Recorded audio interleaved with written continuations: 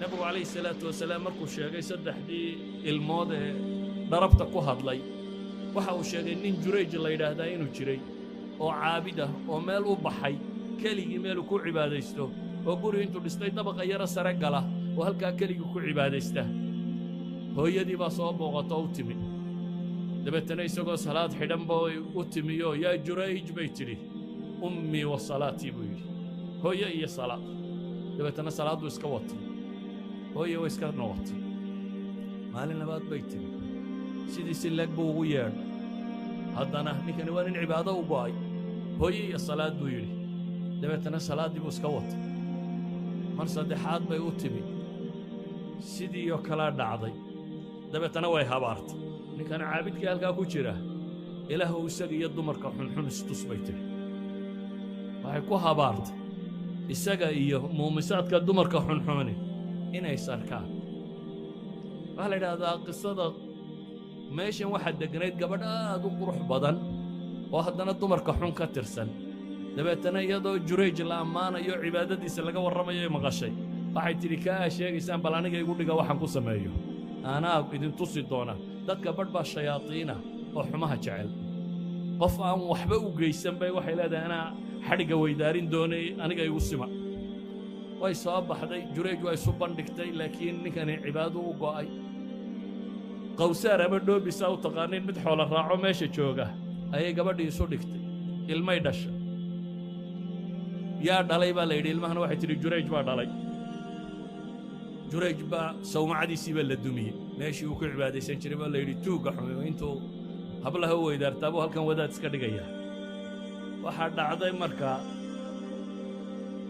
wuxuu yidhi war bal ilmaha u yeedha ilmihii baa la keenay ilmihii buu gujiyey laba ragcadood buu tukado kadib intuu ilmihii gujiyo yidhi man abuk war aabbaha waayo ilmihii yaraa baa ilaahay ka hadiyey wuxuu yidhi waa qawsaarka gela adhiga raaca waa ninka xoolaha jira qisadani laba wax bay tilmaamaysaa kow waxay tilmaamaysaa cibaadada anfaceeda waxay kaloo tilmaamaysaa weligaaba cibaado badno waa haddii odag iyo islaantu wax kaaga tagaan inaad khatar ku sugan tahay waayo islaantaasi habaarkay habaartay waa la istusay isaga iyo wixii ay ku habaartay isagana markii dambe ilaahay wuxuu ku badbaadiyey oo ku karaameeyey cibaadadiisii tirada badnayd ee uu samaynayey asalna waxaabay culammadu leeyihin faradka loogama baxo laakiin adoo sunno ku jira haddii waalidku yeedho waxaa waajib kugu ah inaad haa tidhaahdo waayo sunnuhu waa sunne waalidka inaad u jawaabtaana waa faral idan waa inaad ka baxdaa bay culammadu yidhaahdaana aad u jawaabtaa waalidka abaa hurayre iyo qisadiisii saxaax ku soo aroortay abaa hurayra wuxuu leeyahay hooyaday baan u yeedhi jiray oo diinta ugu yeedhi jiray gaalad bay ahayd markaan diinta ugu yeedhanayana nebigay wax ka sheegi jirtay isagu wuxuu leeyahay kaalay oo islaamo diin buu ugu yeedhayaa iyana waxay ugu jawaabaysaa canaadnimo waxay ka qabta marka kan inay nebiga calayhi salaatu wasalaam wax ka sheegto anoo ooyayaan haddana nebiga u tagaa buu yidhi calayhi salaatu wasalaam markaasaan idhaahdaa ilaahay rasuulkiisiiyo hooyaday baa diinta ugu yeedhay dabeetana wax xun oo adiga ku saabsan bay maqashiisa ilaahay ii bari buu abu hurayra leeyahay nebi maxamed in ilaahay hooyaday hanuuniyo ilaahay ii weydii nebigu calayhi salaatu wasalaam intuu gacmaha kor taagoo rabbi baryey buu wuxuu leeyahay allaahumma hdi umma abi hurayra ilaahayow hanuuni abi hurayra hooyadii anigoo ducadii nebiga ku faraxsan buu yidhi baan dib u noqday markaan gurigii ku dhoway albaabkii ayay qajaftayda maqashay hooye sanqadhii bay maqashay guryuuna albaab ma lahayne waa daah yaroo la iska duwo markaasay ku tidhi war halkaaga joog markaasaan maqlay buu yidhi biyaha sanqadhoodii biyay isku shubaysaa ilaahay ducadii nebi maxamed buu aqbalay oo way islaamtay oo dabeetana gaalnimadii bay ka maydhanaysaa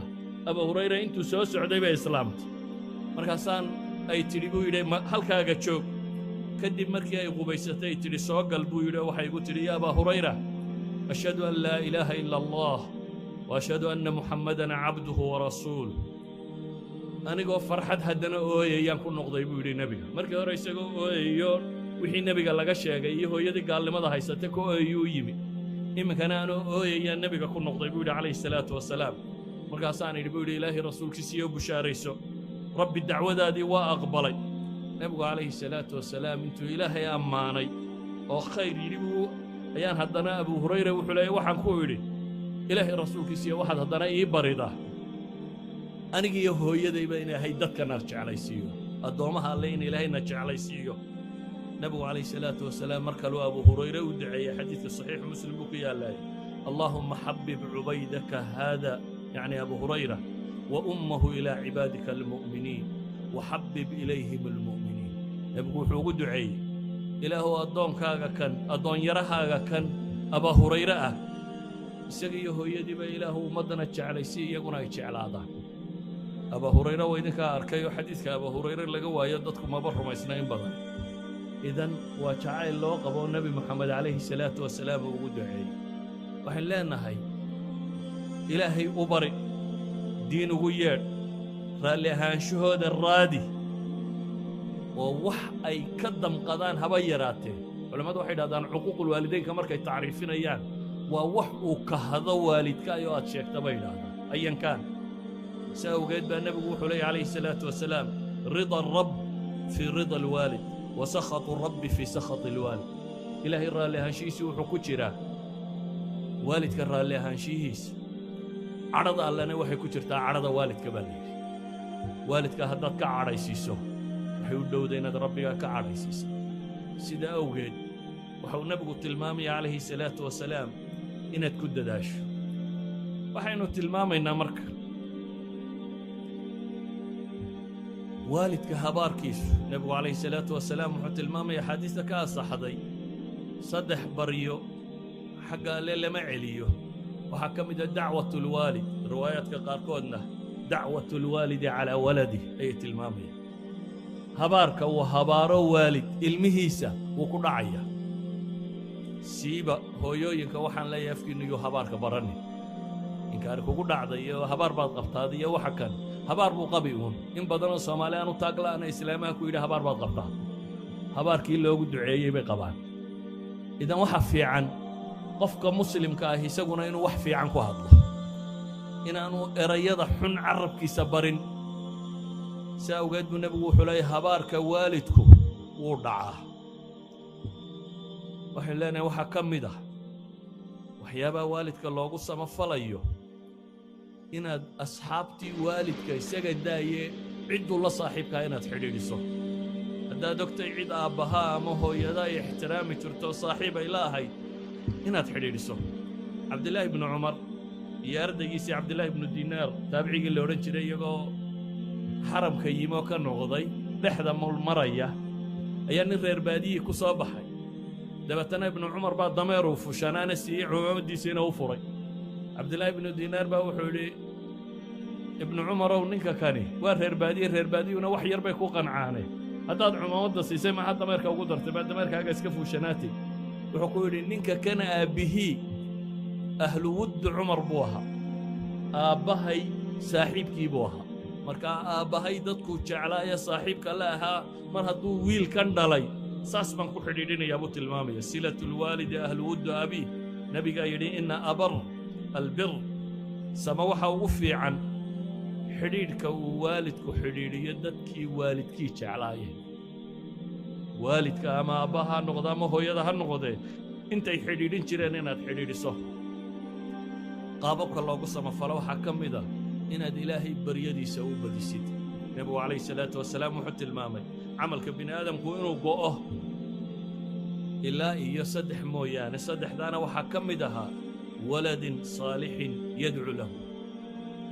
wiil saalix ah oo u soo duceeya bal nabigu calayhi salaatu wasalaam wuxuu tilmaamayaa jannada waalid ku jira ayaa darajadii uu lahaa kor looga qaadaa markaasuu yidhaahdaa annaa lihaada ilaahay intan maan shaqaysana xaggay ka timi fayuqaalu biistigfaari waladika lak waa dembi dhaafku ilmahaa dhashay ilaahay uu kuu soo weydiinayay subxaanahu wa tacaala aabbaha hadduu nool yihiyo hooyada hadday nool yihiyo hadday dhinteenba ilaahay u bari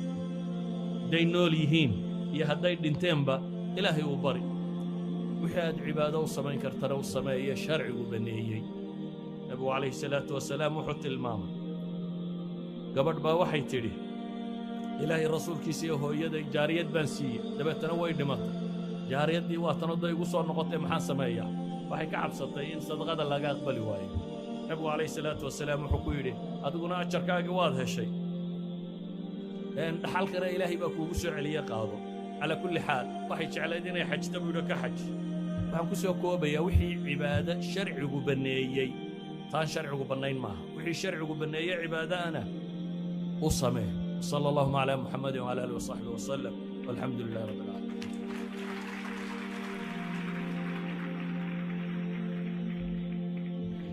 شيخنا شيخ مصطفى أبو ماتسنيهي جزاك الله خيرا وحان رجينا الريكين يا أبو صوماليا جيني آدو فهمين نوصل دو مركلة